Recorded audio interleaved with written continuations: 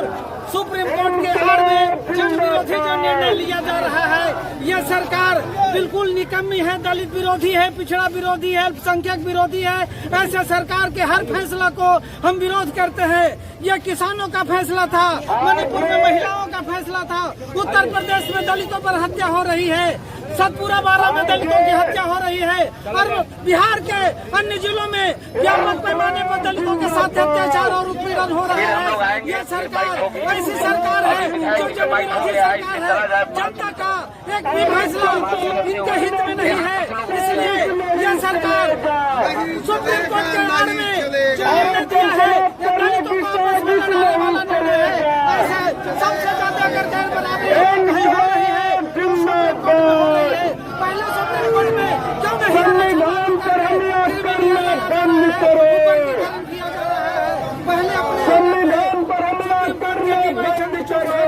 इसके बाद जा करके हम लोगों के आरक्षण के बारे में सोचे।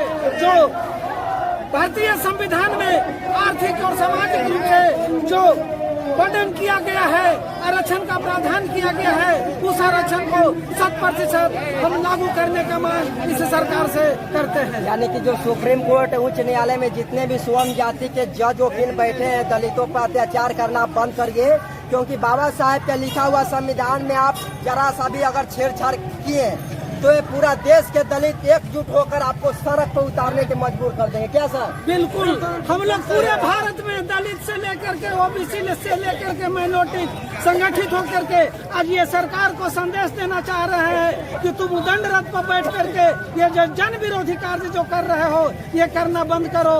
चाहे वो किसानों का मामला हो और जितने तरह की समस्याएं हो, लैटरल एंट्री सामने आपने देखा है, 45 को वैकेंसी निकाला, इसमें भारतीय संविधान के भावनाओं को बिल्कुल आदर नहीं किया। वक्फ बोर्ड का फैसला हुआ, ब्रॉडकास्टिंग बिल का फैसला हुआ, यह तीनों बिल पर सरकार घुटना टेक चुकी है।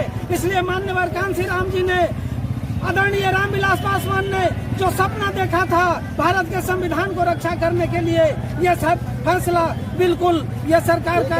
रामविलास पासवान तो धरती पे नहीं है, उनका पुत्र चिराग पासवान धरती पे है, वो कहीं न कहीं सरकार से ही मिली जुली, आज तक दलितों को आवाज नहीं उठा। चिराग पासवान के चिराग में अब तेल नहीं है, इसलिए वो एनडीए सरकार, एनडीए का मतलब होता है नेशनल डेमोक्रेटिक अलायंस नहीं, नेशनल डेमोलिश, यानी राष्ट्रीय स्तर पर भाजपा के साथ मिल करके ये दलितों को समाप्त करने का साजिश रच रहे हैं और उसी साजिश में ये अपने आप को आनंद अनुभव कर रहे हैं। ये जमीन पर उतर करके राजनीति अपने पिता के जैसा नहीं किए हैं, ये सोना के चम्मच और चांदी के चम्मच पैदा लेकर के लिए हैं। इसलिए इनको अपने फैसला पर पुनर्विचार करने की जरूरत है कि ये जो इनके चिराग में तेल थोड़ा बहुत बचा हुआ है, ये भाजपा वाले लोग, आरएसएस वाले लोग इनके चिराग के तेल को पूर्णतः बुझा देगा और इनको बैकफुट पर ला करके खड़ा कर देगा। ये भाजपा और आरएसएस की साजिश है। ये देखिए चिराग पासवान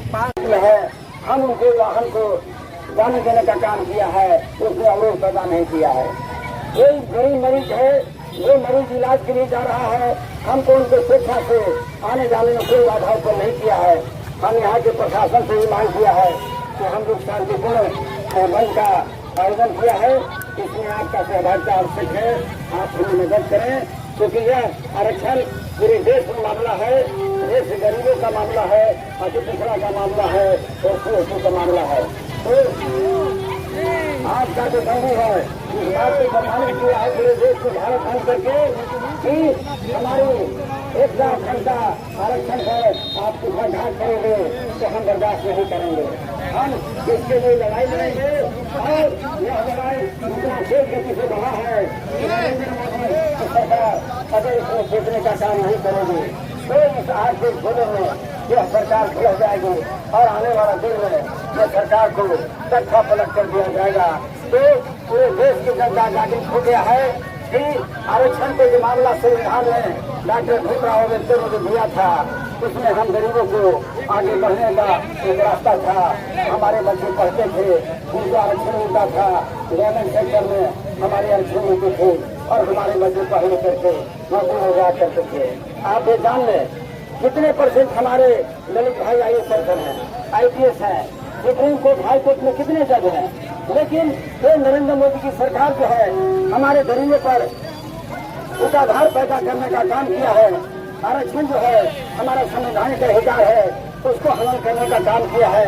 ये पूरे देश में आज की तरफ फैल चुका है और हमारा समाज, गरीब समाज, दूसरा समाज और पिछड़ा समाज इसको बर्दाश्त नहीं कर सकता है दोस्तों। तो इस मुद्दे पर पूरे भारत बंद है और ये बंद करके इस बात को हमने दिखाने का काम किया है, अपना चटानी पर दिखाने का काम किया है। नरेंद्र मोदी की सरकार जो है मनमानी नहीं कर सकता है, मनमानी करेगी पूरे देश में